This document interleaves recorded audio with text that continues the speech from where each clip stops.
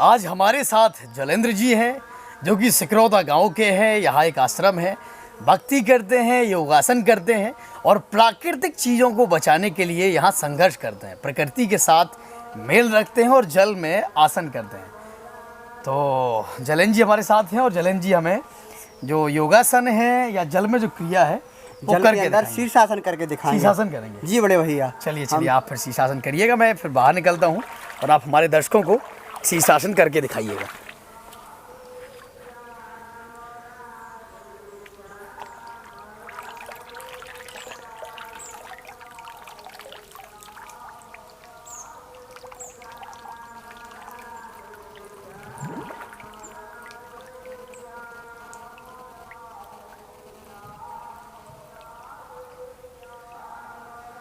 वाह, ये होता है एक वास्तविक योगी होना। बहुत ही खूब जलेंद्र जी। और भी कोई क्रियाएं आप बोलने वाले थे? एक्चुअली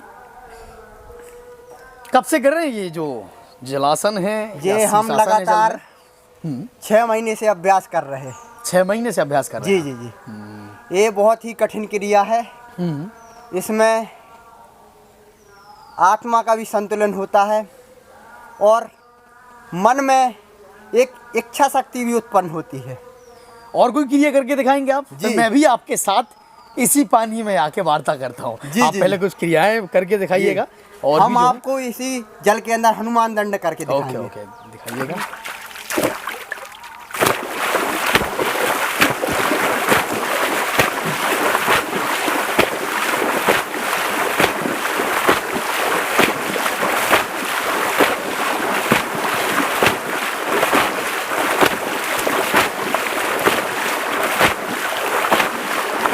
क्या बात है, ये हमारे जलेंद्र जी हैं, बिल्कुल हष्ट पुष्ट हैं, मस्त हैं, प्रकृति में लीन रहते हैं, प्रकृति की गोद में खेलते हैं। और भी कुछ जलेंद्र जी? नहीं तो हम पानी में आते हैं और आपसे और भी वार्ता करते हैं। हम भी जी पानी जी में जी। आते हैं। हनुमान दंड करने से प्रभु हनुमान जी जैसा शरीर हो जाता है। बलवान, ताकतवान और संस्कारवान भी बनना है तो हमें नित्य प्रतिदिन योग करना होगा। कहे करो योग, रहो निरोग। और प्राकृतिक से लगाव रखकर हम कुछ समाज के लिए भी कर सकते हैं और अपने लिए भी कर सकते हैं। बिल्कुल, बहुत अच्छा लगा आपसे मिलकर, यहाँ आकर। ये झरना है जो आप देख रहे हो, मैं भी पानी में जाता हूँ, आप सबको कुछ झलकियाँ यहाँ की दिखाता हूँ।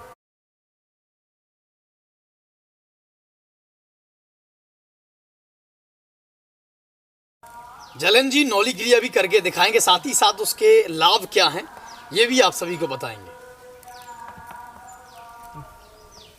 जय श्री राम, भारत माता की जय, वंदे मातरम। आज हम सभी दर्शकों को नौली क्रिया का अभ्यास करके दिखाएंगे।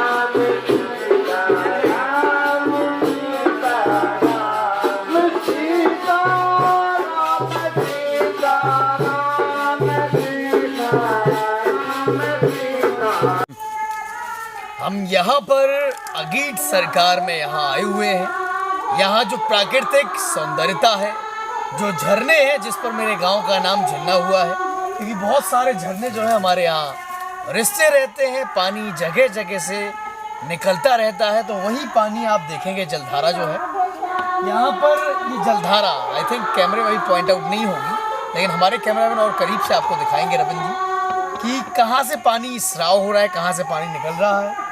और फिर हम लोग आगे भी चलेंगे, आगे देखते हैं कि ये पानी की धारा है किस तरीके से परिवर्तित हो गई, कितना जमाव पानी का वहाँ हो गया। चलेंगे हम आगे, उससे पहले बाबा जी हमारे साथ जो अगीठ में यहाँ पूजा करते हैं, भक्ति करते हैं। तो बाबा जी ये जो झरना है यहीं से स्राव है उसका, यहीं शुरुआत है, यहीं से शुरुआत है। और उसके बाद ये जो झरना फ्लो होता है, बहता जाता है, कहाँ मिलता है जाके?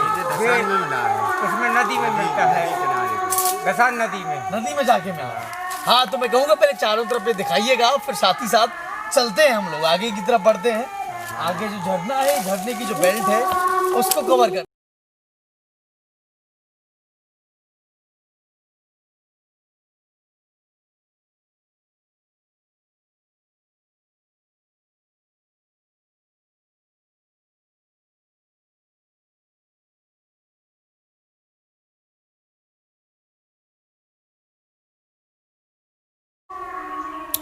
बैकग्राउंड में जो आपको ध्वनि सुनाई दे रही है राधे श्याम की, राम नाम की, वो पासी के मंदिर में जहाँ से ये झरना निकला हुआ है वहाँ पर जप हो रहा है राम नाम का, राधे श्याम का। और हम लोग यहाँ प्रकृति की गोद में बैठे हुए हैं। प्रकृति ने, पौधों ने अपने पत्तों को झाड़कर हमारे लिए चादर सी बिछाई है, उसी चादर पर हम विराजमान हैं। हमारे पास के मंदिर के जो बाबा जी है वो हैं, सम्मानित लोग हैं, कवि हैं, साथ में एक युवा योगी है। हम लोग यहाँ बैठकर चर्चा करेंगे प्रकृति पर, चर्चा करेंगे मंदिर पर, और चर्चा करेंगे सुंदर से बह रहे झरने पर। तो सबसे पहले मैं जो यहाँ के बाबा जी है मंदिर के, उनसे जानता हूँ। बाबा जी, कब से मंदिर की सेवा कर रहे हैं आप? हमें 8 साल हो गए। 8 साल हो गए। 9 साल लग गए जब से मंदिर बनाते रहते हैं। सेवा भाव कब से जागृत हुआ आप में, ये बताइए पहले। मतलब 8 ही साल से हुआ है। 8 साल। उससे पहले नहीं था ना, भगवान से कोई लगाव था? पहले था, बस इससे तो बचपन से लगाया रहता है। हम आए पाँव पर। अपनी कहानी बताइएगा शुरू से लेके अब तक कि कैसे कैसे आप यहाँ भगवान के दरबार में आए, उनके शरण में आए। वैसे तो पहले से सबको, अब गांव हमारा नज़दीक है तो आते रहते हैं, बकरियाँ चराते थे पहले, और भैंस ऐसे जो कुछ। दिल में आपके कब ये हुआ? बिल्कुल, इतिहास बताइएगा पूरा। दिल में आप कब हुआ? कब कैसे परिवर्तन आया? जैसे बैकग्राउंड में चर्चा कर रहे थे, आपने बताया कि मैं ऐसे कामों में संलिप्त था, तो उन कामों के बारे में सबके बारे में जिक्र करिएगा। ऐसा हुआ है, एक बार हमारे यहाँ प्रधान मतलब सिकरौदा में जीते हुए थे। हम पहले दारू वारू पीते थे और सब अपना दारू वारू में और काम करते थे, ऐसे फिरते रहते थे, उल्टे सीधे कामों में बोलते, मतलब हाँ, उल्टे सीधे कामों में। उल्टे काम भगवान से विनय करी कि भगवान अपने चरणन में ले लो, और जो बुरा काम पूरा हम बुरा काम नहीं करवा प्रभु। तो उन्होंने ले लिया। जब से हम वहाँ से दारू पी करके आए और यहाँ बोले, मतलब जहाँ वो मंदिर जे बने ना, मनोकामना देव महाराज, यहाँ से हमारे बदन में आग लगी, बहुत जोर से आग लगी। तो भागे हम बब्बर को धाम, मतलब जलन हुई शरीर में। जलन, हाँ, आग सी दिखाई दी पूरे में कि हम जले जा रहे, अब तो मर जाएंगे, बचेंगे नहीं। तो इतने आए भोले बाबा, हाँ वही तरह का मतलब लक दुपाई में जैसे लक छोड़ती है ना झंडा, उसी भोले बाबा अपने आसन लगाए, उसी चौतरा पे उनके शरीर से आग निकल रही थी। आग निकली वहाँ से, उनके शरीर से। हमने कहा प्रभु ये संभालिए, हम आपको लाने छायावान बनवाएंगे। तो हमारा भी संतोषी आई। जब से हम, तब से आपने सब कुछ त्याग दिया, बुरी आदतें छोड़ दी बिल्कुल। तब से हम लग गए भजन। 8 साल हो गया। 8 साल, आज 9वां साल है। हमारे साथ युवा योगी जलेंद्र जी हैं, और साथ में कविवर बैठे हैं हमारे साथ, तो उनसे भी हम जानते हैं। और सवाल दोनों लोगों से है, आपसे भी है, कि हम लोग यहाँ प्रकृति की गोद में बैठे हुए हैं। यहाँ पर चारों तरफ आप देख पा रहे होंगे, मेरे दर्शक है जो ऑडियंस है, कि चारों तरफ पेड़ पौधे हैं। यहाँ बैकग्राउंड में यहाँ राम नाम की ध्वनि सुनाई दे रही है, पीछे झरना बह रहा है जी। तो मैं सबसे पहले जानना चाहूँगा कि आप कब से यहाँ पर या इस प्रकृति की गोद में कब कब आते हैं, कब कब खेलते हैं, उसका जिक्र करिएगा मुझे। जी, मैं बचपन से, जब मैं 7-8 साल का था, तब से मैं यहाँ पे आता जाता हूँ हनुमान जी महाराज के स्थान पे, और तब से हमने बचपन ही से हमने अपनी प्रकृति की गोद में आनंद लिया है। तो तभी से हम भक्ति में और समाज की सेवा में हम देखते रहे कि क्या अच्छा है क्या बुरा है, हैं? और हमारा ये लक्ष्य था कि हम बचपन ही से हमें ऐसा लगा, हमें साधु संतों के साथ बहुत अच्छा लगता था। कहीं भजन कीर्तन हुआ तो बहुत अच्छा आनंद आता था, कहीं मंदिर में जाए तो वहाँ पे एक अच्छी अनुभूति होती थी। जैसे जिस प्रकार पिता और माँ की गोद में बैठते हैं उसी प्रकार अनुभूति होती थी। जिस प्रकार हम सुबह गंगा में इसी नदी में नहाते हैं तो ऐसा लगता है जैसे माँ की गोद में बैठे हैं, इस प्रकृति का आनंद लेते हैं तो बहुत अच्छा लगता है। मेरे को बचपन से ही प्रकृति से लगाव, जब से मैं जानने लगा हूँ प्रकृति क्या है, अच्छा क्या है, बुरा क्या है, जब से मुझे बचपन से ही मुझे प्रकृति से लगाव है और साधु संतों से लगाव है और अच्छे कार्यों में मैं कार्यरत हूँ। बिल्कुल, हम लोग यहाँ बैठे हुए हैं पेड़ों की छांव तले, बहुत अच्छा महसूस हो रहा है जी। अब कविवर जी हमारे साथ हैं, तो सबसे पहले जंगलों का अपने शब्दों में वर्णन करिए, या इस प्राकृतिक सौंदर्य का जो आप देख रहे हो चारों तरफ, उसका अपने शब्दों में वर्णन करके दिखाइएगा, सुनाइएगा। देखिए, ऐसा मैं 5 किलोमीटर दूर का रहने वाला हूँ और मैं शुरू से संगीत का इंटरेस्टेड इंसान हूँ और कीर्तन वगैरह गाता रहा हूँ। गज़ल फिल्मी का शौक़ भी रहा है और सीताराम धुन जो चल रही है तो अभी वर्तमान में इसी का शौकीन हूँ और इन्हीं कारणों से यहाँ आते रहते। लेकिन यहाँ प्रकृति में आने का कारण ये है कि इनमें कहीं ना कहीं कुछ ऐसा है कि जो यहाँ आने पर, यहाँ नहाने पर, यहाँ कुछ भी समय बिताने पर हमारे स्वास्थ्य को कुछ न कुछ आराम मिलता है और निश्चित ही हमको कुछ न कुछ यहाँ से ऑक्सीजन मिलती है हमारे शरीर को। हमने ये माना जब हम यहाँ 10-15 दिन नहीं आते हैं या महीना काट नहीं आते हैं तो कुछ महसूस होने लगता है जैसे हमारा कुछ टूट गया हो, और जब यहाँ आ जाते हैं कुछ समय व्यतीत करते हैं यहाँ आकर के तो अपने आप वो एनर्जी हमको प्राप्त हो जाती है। यहाँ के ये जड़ों और ये जो ये लगी हुई हैं इनके नाम नहीं कोई जानता, जैसे इनका नाम अकोला है, इनका नाम उमर है, ये जितने भी हैं ये सब के सब जो है एंटीबायोटिक लगे हैं पौधे। इनका नाम हर कोई नहीं जानता, इनका असर हर कोई नहीं जानता, लेकिन वैद्य लोग जानते हैं कि ये किस काम आते हैं। जैसे जंगल में जो संत रहते हैं तो वो कुछ नहीं खाते, पत्तियां वगैरह खाते हैं, तो ये कैसे खाते हैं पत्तियां, ये तो जहरीली पत्तियां भी खा सकते हैं, लेकिन नहीं, ऐसा नहीं, वो रहते हैं फूलों के आधार पर पत्तियां खाते हैं। सफ़ेद फूल जिसका होता है वो धातु के लिए सही होता है और जिसका लाल फूल होता है तो वो जो है खून के लिए, ब्लड के लिए सही होता है, और जो नीला फूल वगैरह होता है वो जहरीला होता है। इस प्रकार से उन प्रकृति में देख करके वो लोग इन चीज़ों को खाते रहते हैं और ये झरने का पानी पीते रहते हैं। इससे बढ़ कर के विटामिन या इससे बढ़ कर के कोई भी वो नहीं, सत्व भी नहीं बना इससे बढ़ कर के। सर कौन कौन से पेड़ पौधे, क्योंकि जंगल के संरक्षक भी रहे, वॉचर रहे हैं आप, तो कौन कौन से पेड़ हैं अपने ऐसे जंगल में औषधि वाले, फल फूल वाले? हाँ, तो यहाँ पर जो है वो औषधि के लिए जो है अर्जुन का पेड़ कहलाता है, जो है वो उसको जो है कवा कहते हैं देहाती रूप में जी, उसको जो है अर्जुन बोलते हैं। अर्जुन की छाल का जो है बहुत से जो है वैद्य उसमें वो आता है कि जैसे अर्जुन की छाल को जो है आप पानी में उबाल के जो है उसको पिएं तो आपको हृदय रोग के लिए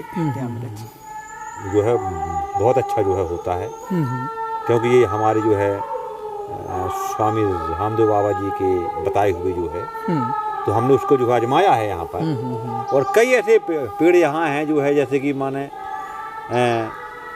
जैसे इसको उमर को भी आप ले लें तो इसका फल खाने से जो है बहुत अच्छी जो है स्वास्थ्य का वो रहता है। ये साधु संत लोग जो है इसी उसमें इसका जो बोलते हैं हलवा, हलवा बनता है इसका हलवा कैसे बनता है, जैसे बर्फ जमाते हैं ना, इसको इसके फल तोड़िए पके हुए और इसको जो है मिश्रण इसको शाम को पानी में से बना के लीजिए और उसको आप फ्रिज में रख दीजिए, सुबह जो है बर्फ की भांति निकलेगा वो, और मिश्रण करके मिश्री में या इत्यादि में उसको बिल्कुल खाइए और बहुत अच्छा मतलब ये हलवा भी नहीं हो सकता। इस प्रकार से जो है यहाँ के जो है पेड़ सर इसमें कारण क्या होता है? कीड़े लगते हैं जो फलों में, वो क्या होता है? उसको भाई बहुत अच्छा होता है वो फल, वो फल जो है बहुत विटामिन वो होता है, मीठा होता है, की वजह से उसमें ज्यादा आते हैं। उसमें वो कीड़े उसको देख करके अपना खाया जाता है, उसको देख ऐसे ही खा लेते हैं भाई, देख करके उसको खाया जाता है।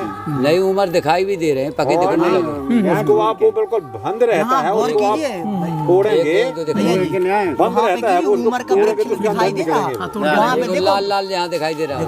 फल भी दिखाई बिल्कुल दे हम रहा आपके लाल सामने लाल ऊपर यहाँ भी दिखाई दे रहा है। तोड़ के ये मंगवा रहे हैं, एक दिखा रहे हैं साहब इसमें कि इसका नहीं पका हुआ शायद ना मिलेगा। जिसको नीचे पड़ा होगा। दो आड़ परती हो नीचे गई, देखो बाबू। इसका दूध कई जो है तो नसूर हर जो करके है- बसाता में हाँ भाई। 5 बरसाती पिला दो। नहीं, ये तो 3 वहाँ से में घुस जाओ, आराम वो लग पड़ा है जाएगा। उधर। लेकिन पानी में घुस जाओ, वो पड़ा उधर। देख वो उमर के नीचे वो पड़ा। इसका दूध और होता दादा है। एक चीज और जानना चाहूंगा मैं, जैसे झरने आपने देखे होंगे, वहां से स्राव में बहुत बहुत कम पानी बह रहा है, हाँ और यहाँ आके देखते हैं हम जमाव है पानी का। तो वो है धीरे धीरे वो जो है वो यहाँ सब प्रकृति का वो कितने चल रहा कितने है। स्रोत है यहाँ पे अब झरने देखिए, झरने के?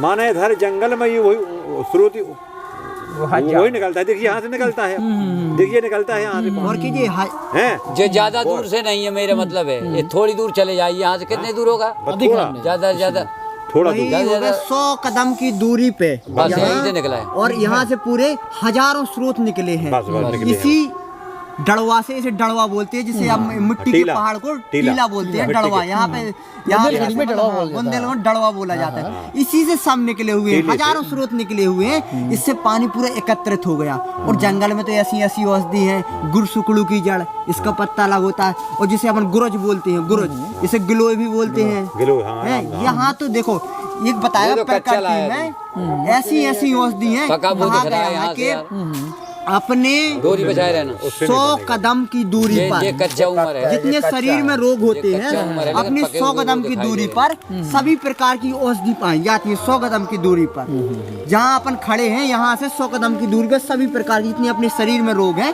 उतनी सभी औषधियाँ यहीं पे हैं। जी बिल्कुल। तो आप देख रहे होंगे हम औषधियों के बीच में बैठे हुए हैं यहाँ पर, जैसा कि हमारे जलंधर जी ने बताया कि यहाँ पे हर एक प्रकार की औषधि मौजूद है। हमारे हाथ में उमर है, इसे अंजीर भी कहते हैं, फिग कहते हैं, जो कि अभी पका नहीं हुए, कच्चा हुआ है। ये स्वास्थ्यवर्धक होता है, जी।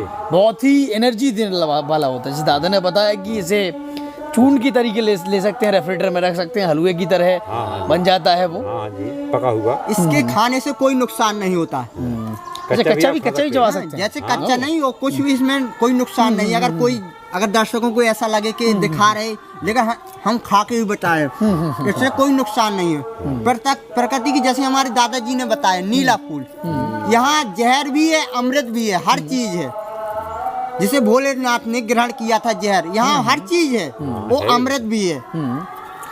जलन जी, कुछ और खासियत है कुछ, जैसे आपने ग्लोई की चर्चा की जी। और भी जो जड़ी बूटियां जो आपने 100 मीटर दायरे में बात की है, जी, जी। तो कौन सी ऐसी बेहतर जड़ी बूटियां हैं जो आप दर्शकों को बताना चाहेंगे? और दर्शक अगर आपके पास आते हैं इन जड़ी बूटियों को मांगने, तो अपने दे सकते हैं। हाँ जी, जी, गिलोय जैसे मतलब कि हमने ग्लो के बारे में, गुरुज के बारे में पढ़ा। ये कहा गया है 100 रोगों की मर्जों की दवा है गिलोय। गिलोय एक गुरुज एक ऐसी चीज है, इसको मतलब इसका काढ़ा बनाया। जैसे मतलब कि हमारे आश्रम में अधिक से अधिक तुलसी लगी। तुलसी तो एक ऐसी है कि पहले क्या हो कि ओजोन परत में छिद्र होता जा रहा।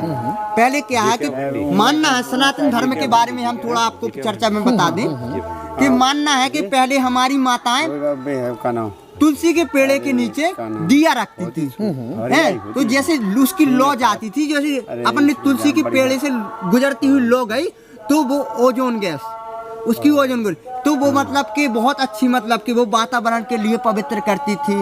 अब जैसे मतलब धीरे धीरे अपने गाँवों में भी धीरे धीरे, और शहरों में तो पूर्ण रूप से खत्म ही हो गया। पहले गोबर से, जैसे मतलब छेड़ी के गोबर से, छिड़िया के गोबर से, जैसे बकरी के गोबर से, गाय के गोबर से हम घर को लीपते थे। तो भाई ये तो कीटनाशक दवा है, जो कीटाणु तो आने ही नहीं देती थी। आज हम जैसे मतलब कि कई लोग कई कीटनाशक दवाओं का उपयोग करते हैं, जैसे मतलब हापेक कापेक वगैरह, इनकी तो कोई जरूरत ही नहीं थी। ये हमारी गोबर, गौ का मूत्र ऐसी चीज बताई कि मतलब कि देखो कैंसर के लिए जौ का रस, जो मतलब जवारे का रस, जैसे मतलब 21 दिन का हुआ, हमने 21 क्यारियां बना दी, 21 दिन का हुआ, इतना हुआ है अब, तो उसको हमने क्या कहा, काट लिया, एक क्यारी का काट लिया, उसका रस निकाला, और उसमें गौमूत्र, जैसे फिल्टरेट गौमूत्र, उसके साथ मतलब 2 घाट गौमूत्र पिए, और उसको और जैसे मतलब जौ का रस निकाल लीजिए, तो मतलब पिए, तो इससे मतलब कि जो कैंसर का रोगी है, अगर अच्छी नियमित रूप से, अगर पूर्ण रूप से अगर ना संक्रमित हुआ कैंसर से, तो सही हो सकता है। सही। ये मानना है, ये बिल्कुल सिद्ध बात है। सही है। हम कविवर के पास जाते हैं। सर, अपने कुछ स्वरचित पंक्तियां हमें सुनाइएगा। जी, हम आग्रह करेंगे दादाजी से। बिल्कुल। हमने कुछ गीता से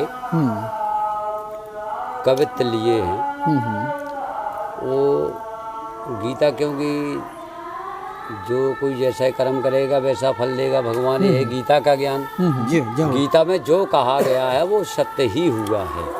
जी तो जैसे कहा गया है कि अत्यंत अभिमानी और कंसुर बोलता है जो, और त्याग को अभाव और क्रोध जा को आवत है, जाओ और मित्र से लड़ाई हो जिन्हें चिंता पेट पालन की, जाओ इन छह को टोर काल पिंजरा में डारत है।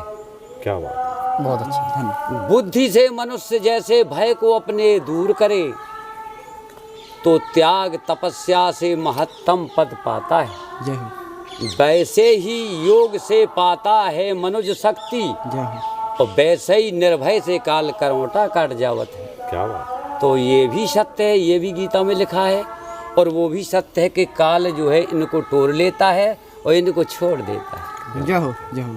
आपकी स्वरचित पंक्तियां सुनाइएगा सर, जो ये आपने मेरी खुद स्वरचित स्वरचित है आपकी। जी हाँ, मैंने किसी का नहीं बस सुना। सार वहां से उठाया है, हाँ, लेकिन पंक्तियां और आपकी मैंने अपनी उसको अब बदल दिया उस कविता में। आठ वाले वो सुनाइए, जो आठ वो होते हैं। आठ बार सुनाया आपने। आठ क्या होते हैं? आपका नाम भी है, आपने कुछ पंक्तियां हमें ऑफ रिकॉर्ड सुनाई थी, जी, जिस आपने स्वरचित है, आपका नाम भी है, जो एक पुराने कवि होते थे जैसे कि वो अपना एक बताया था जिक्र मैंने, छोड़ देते थे। वो गांजा के बारे में बताया था। हाँ, चलिए, हाँ। उसको सुनना चाहिए। बिल्कुल बिल्कुल उसी को सुनना अच्छा, चाहते हैं। वो जैसे उसको गांजा मान करके जो पीते हैं वो गांजा नहीं है।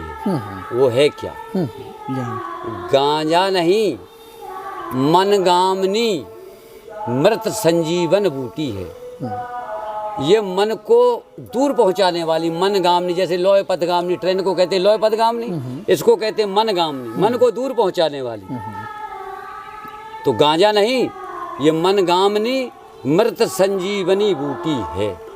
मर भी सकता है इसको, जब ज्यादा करेगा तो मर जाएगा, और वरना संजीवनी बूटी है। ये तो नियम संयम में अगर करेगा। हाँ, तो वो बताइएगा कैसा पिया जाता है। जैसे पूरी पंक्तियां सर लयबद्ध, फिर अपना सार भी बताइएगा आप। जैसे वो ये कौन कौन लोग करते हैं इसको, या किस लिए ये इसको किया जाता है, यही बात बताना है। जी जी तो गांजा जैसे लिखा है, गांजा पिए होए मन ताजा ना माने अजमाजा। क्या बात है। ये मन ताजा हो जाएगा, ना माने अजमाजा। जिन जिन पियो मजा उन लूटी, क्या फकीर और क्या राजा। क्या बात है। जय हो जय हो और ज्ञानवान विद्वान इसे पीता संत समाजा, और हर गोविंद कहें सभा के अंदर पियत हो तो आज। हमारे कवि जी है हरगोविंद जी, उन्होंने पंक्तियां सुरचित करी हैं, साथ में संदेश भी दिया है कि एक औषधि के रूप में अगर हम लेते हैं तो फायदेमंद है, और जो इससे ऊपर जाता है तो वो नुकसानदायक है, कोई भी चीज। तो अब हम यहाँ, जैसा कि हमारा जो एक एम है या बात हम जिस पर कर रहे हैं, वो औषधि प्राकृतिक सौंदर्यता, जहाँ हम बैठे हुए हैं। तो पुनः मैं आप पर आता हूँ, और कुछ पंक्तियाँ अगर आपने प्रकृति को लेके लिखी हों, प्राकृतिक सौंदर्य में कुछ ऐसी पंक्तियाँ आपके मन में आई हो जिनको आपने किताबों में उड़ेल दिया हो, उनके बारे में जिक्र करना देखिए, मैंने चाहेंगे? लिखा तो बहुत कुछ है, लेकिन ये जब भी लिखा है, जब मुझे कोई याद नहीं रहता है। डायरी में लिख जाता है। हाँ, वो जो है वहीं का वहीं भूल जाता है हमको। बहुत कुछ लिखा, लेकिन ऐसा कुछ याद नहीं। आजकल की दौड़ धूप में, आजकल की दुनिया में लोग शहरों की तरफ ज़्यादा भाग रहे हैं, जी, और शहरों का सौंदर्यीकरण बहुत बढ़ा चढ़ा के दिखाया जाता है। गांव कहीं विलुप्त से हो रहे हैं, गांव की सुंदरता कहीं विलुप्त सी हो रही है। तो क्या कहेंगे उस युवा वर्ग को जो गांव की तरफ आए या गांव की सुंदरता को बहुत करीब से निहारे? तो क्या संदेश देना चाहेंगे आप उन्हें, क्या कहेंगे ताकि वो हम गांव ये तरफ आए? कहना चाहते हैं कि जैसे गांव की ओर आते हैं, पहले हमने देखा कि गांव की ओर आते थे तो बड़े बड़े चौबारे होते थे, बड़े बड़े चीरे पड़े रहते थे, वहाँ बैठने की जगह होती थी, वहाँ नियुक्त रहता था बाकायदा कि यहाँ ये पौशाला है, ये बाल्टी चूरा पड़ी हुई है, बिल्कुल इशारा देती थी हर चीज़ का, बैठने का, लेटने का, कुछ क्रियाएँ करने का, ये तमाम गाँव में होते थे। आपसे बताएं, और अब ये गाँव में है ही नहीं है। जहाँ भी जाइए आप खड़े ही रहिएगा, बिल्कुल एकदम जो है सकरी सकरी गलियाँ, सकरी सकरी कुलियाँ, एकदम जो है गांव जो संकीर्णता में मतलब आपका कहना है गाँव भी बदल गए, वो सौंदर्यता नहीं रही है गाँव में। नहीं है। आज हम भी अपना कोई मकान बनाते तो कोई जगह छोड़ करके नहीं बनाते। मान लीजिए हमारी वाहन आसपास अपने ढिले रहे या कुछ रहे। कुछ हम आपका इतना खर्च बढ़ गया है कि वो खर्च के लिए जो है अपन को जो है कई जगह दौड़ धूप करनी पड़ती है, वो क्योंकि वो पूर्ति नहीं हो पा रही है। जैसे हम मानो देहात के लोग हैं तो हम आपकी नकल कर रहे हैं, बताओ शहर वालों की, कि हमको भाई टीवी चाहिए, हमको फ्रिज चाहिए, हमको ये चाहिए, हमको वो चाहिए, तो उसमें तो खर्च ज़्यादा होता है। और है हम किसान आदमी, तो किसान आदमी के होते हुए ये हमको इतना सूट नहीं करता है। हमको सूट क्या करता है कि अपने जो है साधारण बन के रहें, किसान बन के रहें, वाह, तो हमको वो सूट करेगा। नहीं तो फिर हमको इसके लिए कुछ करना पड़ेगा, तो उसमें हमको कुछ गलत भी करना पड़ता है पैसा की आय के लिए। कुछ नंबर दो का भी धंधा करना पड़ता है भाई, जब तो वो अपना जो है बताओ वो चल पाएगा। और अगर ये नहीं करते हैं तो वो जो है बताओ तो वो चल नहीं बता रहा है। तो नकल तो हमेशा होती है, मगर बराबरी हमने ये अंदाज किया है बराबरी कभी नहीं होती है। हम आपकी बराबरी नहीं कर सकते हैं शहर वालों की, क्योंकि आप सही नौकर पेशा वाले आदमी हैं। आपका जो है 40,000 50,000 का जो महीना आता है, सही, ठीक है ना। और हमारा तो भाई किसान है, 6 महीने फसल आती है, कब प्रकृति ने हमारा वही खराब कर दिया। तो हमको फिर जो है को हम भाई किसी का धंधा, को दारू का धंधा करने लगेंगे, को हम जो है गांजे का धंधा करने लगेंगे, कहो नंबर 2 की बालू ढाने लगेंगे। नंबर 2 के काम करना पड़ेगा, जब वो पैसा आएगा, जब तो हमारी वो पूर्ति होगी फ्रेश टीवी की। एक बात वही दादा, ये प्राकृतिक जो हम देख रहे हैं चारों तरफ, ये कैसे बनी रहे, कैसे मेंटेन रहे? क्योंकि देख रहे हैं जगह जगह बांध बनाए जा रहे हैं, पेड़ों की कटाई हो रही है। हाँ। तो प्राकृतिक सौंदर्यता ये कैसे बनी रहे? हाँ, तो ये जो है चल रहा है। और जो है अभी आप इसके लिए आप बनी ही लोग देखिए, जो है इसके लिए वन विभाग चाहे तो कुछ भी कर सकता है। हाँ। जितनी प्रकृति के अंदर सौंदर्य दृश्य दिए गए हैं, ये वन विभाग वाले जानते हैं नहीं, कि वो- कितनी सौंदर्य, इनका सुंदरीकरण दे। उसने ये बताया है, सुंदरीकरण में इसकी उसने ये सफाई पूछा करो। है। क्या क्या इन्हें पर्यटन के रूप में ये वन बिल्कुल विभाग नहीं बना सकते? बिल्कुल बना सकते हैं। क्या क्या संदेश देंगे अगर मान लो जो कोई अधिकारी है वन विभाग का वो सुन रहा है, क्या कहेंगे उसे आप? हम ये कहेंगे हाँ। कि इस सुंदर सी जगह का सुंदरीकरण करवा दीजिए और जगह जगह इसके बढ़िया मैदान निकलवा दीजिए, किनारे किनारे छोटे छोटे से, जहाँ बैठ सकें। और सुंदर सुंदर इनके कुंड जो बने हैं, कहीं सीमेंट के बनवा दीजिए, कहीं कोई गहराई से बना दीजिए, कहीं छोटी कुंड बना दीजिए, कहीं पानी पीने वाला। ये तो सब शुद्ध जा रहा है, लेकिन अब इसको प्रयोग जो करेगा तो ये गंदा हो जाएगा। और जैसे हमारे यहाँ जब पैदाइश यहीं से हो रहा है, अभी निकल ही रहा है वहाँ से, तो उसकी कई सेफ्टी बनाई जा सकती है कि इसको कोई छू ही नहीं सकता, ये तो डालने के लिए जाता है। ये अभी आप जहाँ से निकल रहा है वहाँ बिल्कुल गरम गरम निकल रहा है, तो यहाँ तक हवा ही लग जाता है, तो अब ठंडा हो रहा है, आगे बढ़ रहा है। जो जो दिन चलेगा त्यों तो ठंडा होगा। वही कहा गया है कि जब खुद बदलेंगे तो युग बदलेगा, तो हमें खुद को बदलना होगा। अब जैसे हमारी ये प्रकृति है, हमें इस आश्रम को और प्रकृतिमान बनाना है। सही, अब चाहे जैसे बनाए, हम यहाँ पे वृक्ष लगाएंगे। हमारा एक लक्ष्य है 1100 वृक्ष लगाने का और फलदार वृक्ष लगाने का। जी हाँ। तो यहाँ की और प्रकृति का सौंदर्य, वैसे भी भगवान ने, प्रभु ने ऐसी प्रकृति का सौंदर्य दे दिया है। लेकिन हमारा लेकिन और फलदायी वृक्ष नहीं है बस। और ही हमारा प्रयत्न है, कहा कि संकल्प से सिद्धि की प्राप्ति है। अगर हम कार्यरत लगे रहेंगे तो और ही इसको प्रकृतिमान बना पाएंगे, जिससे शहर के लोगों का गांव की ओर खिंचाव होगा, है तो हमारे गांव की ओर आएंगे। और हकीकत में प्रकृति का आनंद लेना हो तो आइए हमारे गांव में, आइए हमारे गांव की छांव में, आइए हमारे आश्रम में। जय श्री राम। बिल्कुल, अगर आप लोग प्रकृति पसंद है तो आप यहाँ पर आ सकते हैं। अगीठ इस स्थान का नाम है, हमारे गांव झिन्ना गुरुद्वारा के बगल में ये पड़ता है। जय हो। तो आप यहाँ आ सकते हैं, भ्रमण कर सकते हैं और प्रकृति की गोद में आराम से कुछ सुकून के पल बिता सकते हैं। जनता का राज न्यूज़ चैनल देखने के लिए आप सभी दर्शकों का बहुत बहुत धन्यवाद। जय श्री